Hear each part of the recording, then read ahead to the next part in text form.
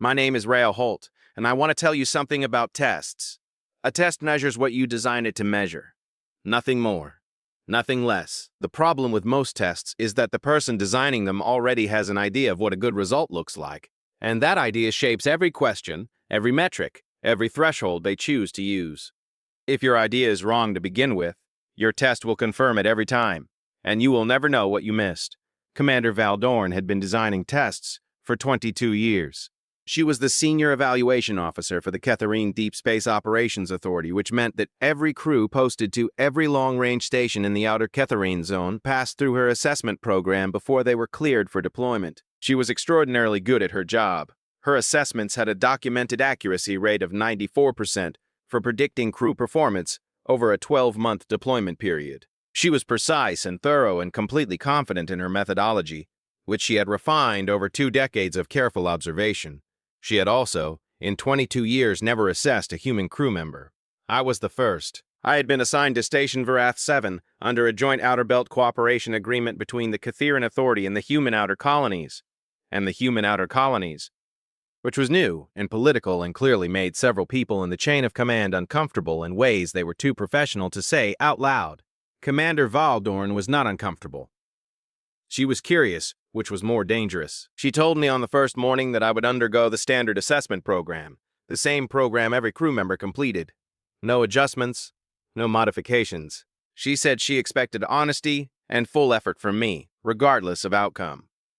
I said that was also fine. She looked at me with pale gray eyes that held the particular quality of someone who cataloged things for a living and was currently deciding which category I belonged in. The assessment program ran for 5 days. Day 1 was physical capability. I scored in the lower third of the Kethiran distribution across every metric they measured, which I had expected, because Kethiran physical baselines ran significantly higher than human baselines and the test was designed around Kethiran norms.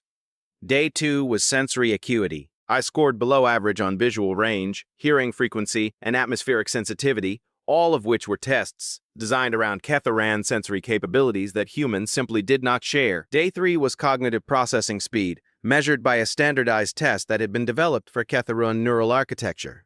I scored in the average range, which surprised her slightly, though she did not say so. I could tell from the way she noted it. Day 4 was stress response assessment, which involved a series of simulated crisis scenarios run in the station's training environment. I scored well on this one, not because the scenarios were easy, but because they were familiar in structure to things I had trained for, and because my stress response, which was not Kethiran in character, turned out to work adequately in the situations they were simulating. Day 5 was the final integration assessment, where everything was combined into an overall deployment readiness score. I scored 61 out of 100. The passing threshold was 70. Commander Val Dorne told me the result in her office with the precise and neutral tone of someone delivering an accurate finding, which she was. She told me that the score indicated limited deployment readiness by Ketherine standards and that she would be noting this in my file. I asked if I could ask her a question. She said, yes. I asked her what the assessment had not measured. She looked at me. I said it carefully because I was not trying to argue with her findings, which were accurate on their own terms. I was asking a genuine question. The assessment had measured physical capability, sensory acuity, processing speed, stress response, and integration. Those were real and important things. But there were other things that did not have a standard metric, things that were harder to design a test for. She looked at me for a long moment. Give me an example, she said. Pattern recognition across incomplete data, I said. The ability to make a useful decision when you do not have enough information to be certain. Most species perform better with more data. Humans perform adequately with very little because we evolved in environments where waiting for complete information was frequently fatal. She was quiet. Improvisation under novel conditions, I said. Your assessment scenarios were drawn from a documented library of known crisis types. A real crisis is often something that has not happened before. The ability to respond to something genuinely new is different from the ability to respond to something familiar under stress. She looked at her notes. Sustained function under prolonged uncertainty, I said. Humans tolerate not knowing the outcome for longer than most species find comfortable. We keep working when the result is unclear. That is not measurable in a 5-day assessment. She was quiet for a long time. You are telling me my assessment is incomplete, she said. I am telling you my assessment is accurate, I said. On what it measured, I am asking whether what it measured is everything that matters. She held my gaze with those pale gray eyes, and whatever she was thinking behind them was careful and thorough and taking longer than I expected. I will note your objection, she said finally, in the file. I said thank you and left. I said thank you and left. I was posted to Station Varath 7 under provisional status, which meant my deployment was approved but flagged for review at 60 days. It was the most they could do under the cooperation agreement, and I understood the position they were in. I went to work. Varath 7 was a deep space monitoring station, positioned at the outer edge of the Cathy zone where the signal traffic from the inner systems grew thin and needed careful interpretation. The work was technical and detailed and required the particular kind of sustained attention that did not turn off when the shift ended, because the signals did not stop when the shift ended, and the patterns that mattered most were often the ones that developed slowly across multiple shifts and were invisible if you only looked at one piece at a time. I looked at all the pieces. By the end of the first month, I had a complete picture of the signal patterns in our monitoring zone that was more detailed than anything in the station's existing database. Not because I was more capable than my Kethiarin colleagues, but because I had been looking at the full pattern across every shift rather than the assigned section during my own shift. My station chief, a Catherian named Orin, found me reviewing cross-shift data at the end of my 4th week and asked what I was doing. He looked at the pattern mapping I had built over 30 days and was quiet for a long time. "This is not in your assignment," he said. "No," I said. "But it needed doing." He looked at the mapping again.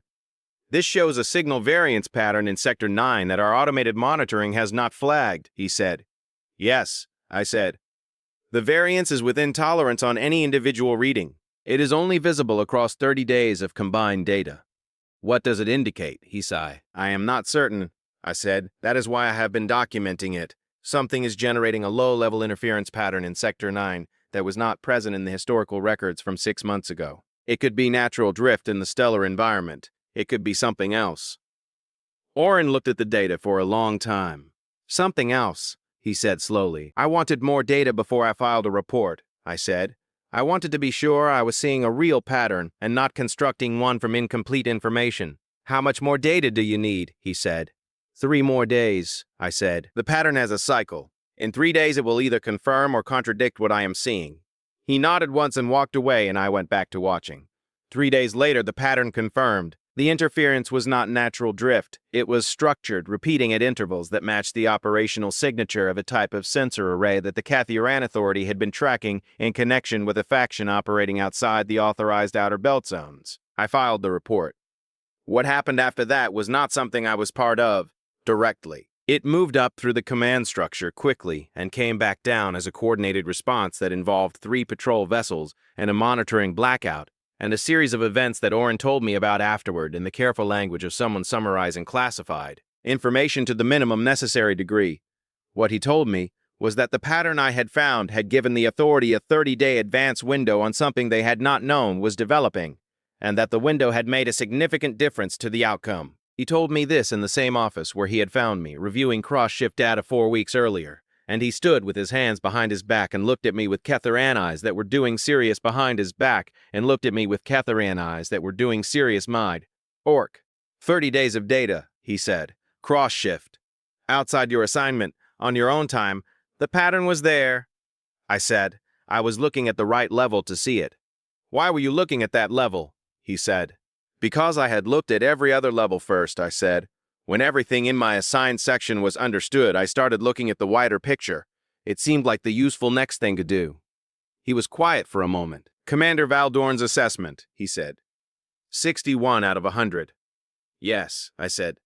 "I am filing a supplementary performance report," he said, "to accompany the assessment in your file."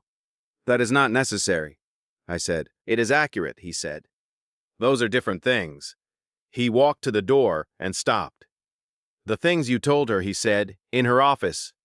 Pattern recognition across incomplete data. Improvisation under novel conditions. Sustained function under prolonged uncertainty." "Yes," I said. "She told me about that conversation," he said. "She found it notable. I was not trying to argue with her findings," I said. "I know," he said. "She knows."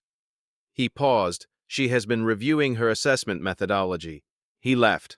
I turned back to the monitoring station and pulled up the next shift's signal data and started looking at it the way I always looked at things, from the beginning, at every level, without deciding in advance what I expected to find. The pattern was there before you saw it. It was always there before you saw it. The only question was whether you were looking at the right level and paying attention long enough to let it show itself. Humans were very good at that. 22 years of assessments had not measured it once. That was going to change. I pulled up the data and started reading.